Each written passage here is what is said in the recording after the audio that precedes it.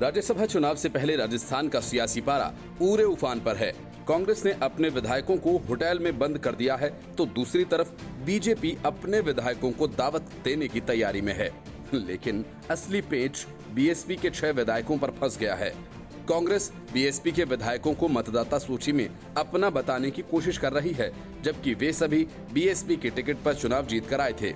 मामला कुछ झारखंड जैसा है, जैसा जेवीएम से कांग्रेस में आए 2 विधायकों प्रदीप यादव और बंधु तिर्की को चुनाव आयोग ने अपनी सूची में बतौर निर्दलीय शामिल किया है। बीजेपी चाहती है कि राजस्थान में भी बीएसपी के विधायकों को निर्दलीय के रूप में मतदाता सूची में शामिल किया जाए और इसके साथ ही विधायकों की खरीद फरोख्त का मामला एक बार फिर से उठ खड़ा हुआ है।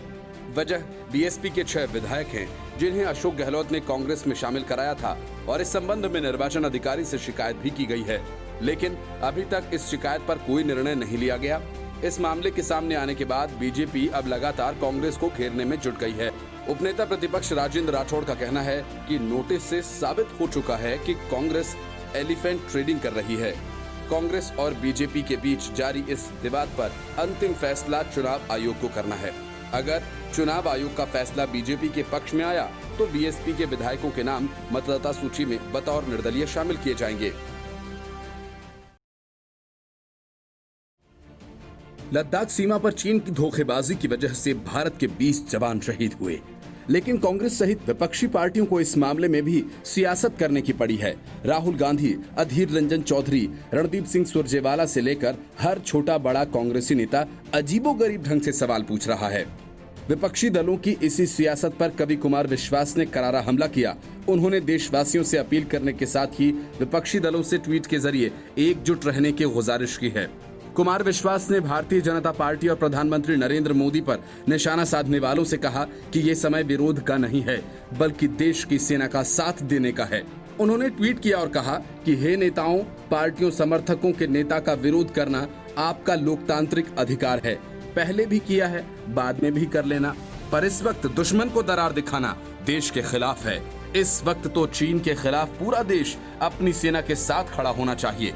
कुमार विश्वास ने एक अन्य ट्वीट में लिखा कि प्यारे देशवासियों, देश हर तरह की चुनौतियों से मुखातिब है। ऐसे कठिन समय में अपनी अपनी निजी मान्यताओं और एजेंडों को अलग रखकर गंभीरता से केवल देश के हित के साथ रहिए। उत्तेजना व हल्केपन से बचिए। साथ ही ये भी सदैव याद रखिए, नंद मगध नहीं है। देश के चर्चित कवि ने अपने सबसे अहम ट्वीट में लिखा कि हम सब गुस्से में हैं, हम सब चिंतित हैं, हम सब बेचैन हैं, लेकिन इस उत्तेजना के बीच कुछ भी अनर्गल बोलने से पहले उन परिवारों के बारे में भी सोचिए जिनके बेटे हमारी आपकी रक्षा के लिए आज शहीद हुए हैं। पूरा देश आपके साथ है। हमें आप सब पर पूरा भरोसा व बेहद गर्व है। गौरतलब है कि 15-16 जून की रात को लद्दाख में चीन और भारतीय सेना के बीच भिड़ंत हुई, जिसमें चीन के सैनिक भी हताहत हुए, जिनकी संख्या ज्यादा बताई जा रही है। Bureau report, news of India. Bharat चीन के बीच हालात बेहद तनावपूर्ण हैं और इस मामले को लेकर भारत की सियासत भी अब उबलने लगी है। पहले की तरह राहुल गांधी ने एक बार फिर घटिया राजनीति करते हुए पीएम मोदी पर निशाना साधते हुए कहा कि इस मामले में आप चुप क्यों हैं। राहुल गांधी के इस ट्वीट के बाद सोशल मीडिया में चाइनीज एम्बेसडर टॉप ट्रेंड करने लगा। सोशल मीडिया यूजर्स और बीजेपी समर्थकों ने राहुल गांधी को ट्रेंड करना शुरू कर दिया। दरअसल राहुल गांधी ने पीएम मोदी पर चीन मसले पर चुप्पी साधने का आरोप लगाया है। राहुल गांधी ने ट्वीट किया कि पीएम चुप क्यों हैं, वे क्यों छिप रहे हैं, बस बहुत हुआ, हम जानना चाहते हैं कि क्या हुआ है। चीन की हिम्मत कैसे हुई हमारे सैनिकों को मारने की, उनकी हिम्मत कैसे हुई हमारी जमीन लेने की। बस इसी ट्वीट के बाद राहुल गांधी को सोशल मीडिया पर घेर लिया गया। यूजर्स कहने लगे, क्या आप चीनी राजदूत से मिलकर आए हैं या फिर आपका प्लान है। दरअसल साल 2017 में कांग्रेस के उपाध्यक्ष रहने के दौरान राहुल गांधी ने डोकलाम विवाद के बीच चीनी राजदूत से मुलाकात की थी। हालांकि जब ये खबर सामने आई तो शुरुआत में राहुल गांधी ने चीनी राजदूत से मुलाकात की बात से इनकार किया था, लेकिन बाद में राहुल गांधी ने खुद ट्वीट करके चीनी राजदूत से मुलाकात करने की जानकारी दी थी। डोकलाम विवाद के दौरान राहुल गांधी ने ट्वीट किया था कि इस महत्वपूर्ण मुद्दे पर सूचित करना मेरा काम है। मैंने चीनी राजदूत, पूर्व एनएसए, पूर्वोत्तर कांग्रेस के नेताओं और भूटान के राजदूत से मुलाकात की है। अब केंद्रीय मंत्री रविशंकर प्रसाद ने राहुल गांधी के इस ट्वीट को भी शेयर किया। इसको लेकर 2 दिन पहले केंद्रीय मंत्री रविशंकर प्रसाद ने भी राहुल गांधी पर हमला बोला था। केंद्रीय मंत्री रविशंकर प्रसाद ने ट्वीट किया कि राहुल गांधी लगातार प्रधानमंत्री नरेंद्र मोदी से चीन बॉर्डर विवाद के संवेदनशील तथ्यों को सार्वजनिक करने को कह रहे हैं। मुझे लगता है कि राहुल गांधी के पास एक समानांतर सूचना प्रणाली है। क्या डोकलाम विवाद के दौरान उन्होंने चीनी राजदूत से मुलाकात नहीं की थी? राहुल गांधी ने पहले तो इससे इनकार किया था, लेकिन जब हंगामा होने लगा तो उन्होंने इसे स्वीकार लिया। पीएम नरेंद्र मोदी ने चीन के मुद्दे पर 19 जून को एक सर्वदलीय बैठक बुलाई है। इस वर्चुअल बैठक में पीएम मोदी देश के राजनीतिक दलों के अध्यक्षों से चीन के मसले पर बात करेंगे और उन्हें मौजूदा स्थिति की जानकारी दे सकते हैं। हालांकि पीएम की इस बैठक पर कई तरह के कयास भी लगाए जा रहे हैं। इस बीच सूत्रों के अनुसार सेना, वायुसेना और नेवी को अलर्ट कर दिया गया है। ऐसे में माना जा रहा है कि पीएम मोदी कुछ बड़ा सोच रहे हैं। माना जा रहा है कि पीएम मोदी इस बैठक में चीन सीमा पर मौजूदा हालात की जानकारी दे सकते हैं। कई विपक्षी दल केंद्र सरकार से चीन सीमा पर चल रही गतिविधियों की जानकारी मांग रहे थे। कांग्रेस नेता राहुल गांधी ने गलवान घाटी में चीनी सैनिकों के साथ झड़प के बारे में जानकारी मांगी थी। इस बैठक में पीएम विपक्षी दलों के साथ आगे की रणनीति पर मंथन कर सकते हैं। ये भी हो सकता है कि मोदी कोई बड़ा कदम उठाने वाले हों और इस पर विपक्षी दलों को भरोसे में लेना चाहते हों। लद्दाख में पिछले 1 महीने से जारी भारत चीन तनाव अब खतरनाक स्तर पर पहुंच चुका है। ऐसे में हो सकता है कि पीएम मोदी चीन सीमा पर कोई बड़ी योजना बना रहे हों। कहा जा रहा है कि भारत चीन की गलवान घाटी में की गई हिमाकत का बदला जरूर लेगा। इसमें चीन के खिलाफ कड़े आर्थिक फैसले से लेकर कूटनीतिक और सैन्य फैसला तक संभव हो सकता है। पुलवामा हमले के बाद भारत ने पाकिस्तान के बालाकोट में एयर स्ट्राइक की थी।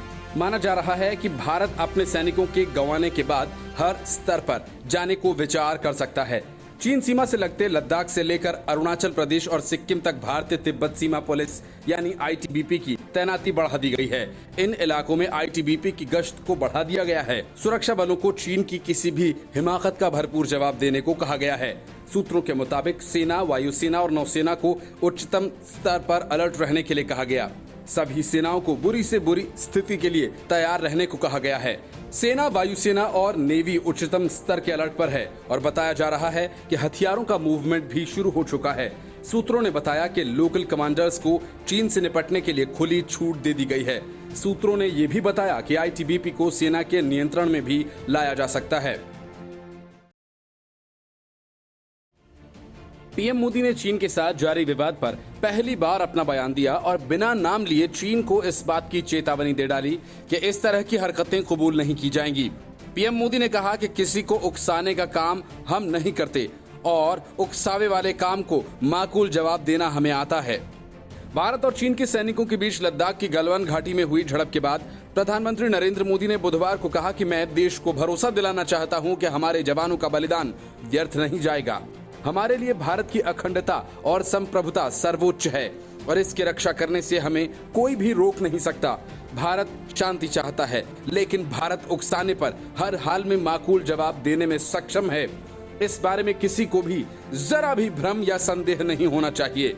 मुख्यमंत्रियों से वीडियो कॉन्फ्रेंसिंग पर बातचीत करने से पहले प्रधानमंत्री नरेंद्र मोदी ने अपने संक्षिप्त संबोधन में कहा कि हमने हमेशा सहयोग और दोस्ताना तरीके से काम किया और हमेशा विश्व के कल्याण की कामना की है। जहां मतभेद थे वहां भी हमने यही कोशिश की है कि ये विवाद में न बदले। भारत हर हाल में शांति का पक्ष धर रहा है। भारत शांति चाहता है, लेकिन उकसाने पर यथोचित जवाब देने में भी सक्षम है। हम कभी किसी को भी उकसाते नहीं हैं, लेकिन हम अपने देश की अखंडता और संप्रभुता से समझौता भी नहीं करते हैं। प्रधानमंत्री ने आगे कहा कि हम उकसाने पर उचित जवाब देना जानते हैं। हर मौके पर हमने अपनी अखंडता और संप्रभुता के लिए अपने शौर्य का प्रदर्शन किया है। हमने हमेशा वक्त पड़ने पर अपनी क्षमताओं को साबित किया है। त्याग हमारे राष्ट्रीय चरित्र का हिस्सा है, साथ ही वीरता भी हमारे चरित्र का हिस्सा है। मैं देश को यकीन दिलाना चाहता हूं कि हमारे जवानों का बलिदान व्यर्थ नहीं जाएगा। शहीद और जवानों के विषय में देश को इस बात का गर्व होगा कि वे मारते मारते शहीद हुए। प्रधानमंत्री नरेंद्र मोदी ने कहा कि मैं शहीदों के प्रति शोक संवेदना व्यक्त करता हूं और उनके परिजनों को भरोसा दिलाता हूं कि देश आपके साथ है। भारत आपके स्वाभिमान और हर एक इंच जमीन की रक्षा करेगा। इस संक्षिप्त संबोधन के बाद पीएम मोदी, गृह मंत्री अमित शाह और राज्यों के मुख्यमंत्रियों ने लद्दाख बॉर्डर पर शहीद जवानों के लिए 2 मिनट का मौन रखकर वीर सपूतों को श्रद्धांजलि दी। बता दें कि प्रधानमंत्री नरेंद्र मोदी ने 19 जून को इस मसले पर सर्वदलीय बैठक भी बुलाई है। पीएम मोदी ने कहा कि देश को हमारे वीर जवानों की शहादत पर गर्व है। बता दें कि 15-16 जून की दरमियानी रात को लद्दाख में गलवान घाटी अतिक्रमण को हटाने गए भारतीय जवानों के साथ चीनी सैनिकों की झड़प हुई थी, जिसमें देश के कमांडिंग ऑफिसर समेत 20 जवान शहीद हो गए थे। चीनी सेना के कई जवान हताहत हुए थे। हालांकि पीपुल्स लिबरेशन आर्मी ने अपने हताहत जवानों के बारे में अभी तक कोई जानकारी नहीं दी है। इससे पहले रक्षा मंत्री राजनाथ सिंह ने चीनी सेना के साथ हिंसक झड़प में शहीद हुए भारतीय जवानों को श्रद्धांजलि देते हुए कहा था कि गलवान घाटी में सैनिकों को गंवाना बहुत परेशान करने वाला और दुखद है। रक्षा मंत्री ने ट्वीट कर कहा कि भारतीय जवानों ने कर्तव्य का पालन करते हुए अदम्य साहस एवं वीरता का प्रदर्शन किया और अपनी शहादत दी। देश अपने सैनिकों की बहादुरी और बलिदान को कभी नहीं भूलेगा। हमें भारत के वीरों की बहादुरी और साहस पर गर्व है। शहीदों के परिजनों के प्रति मेरी संवेदनाएं हैं।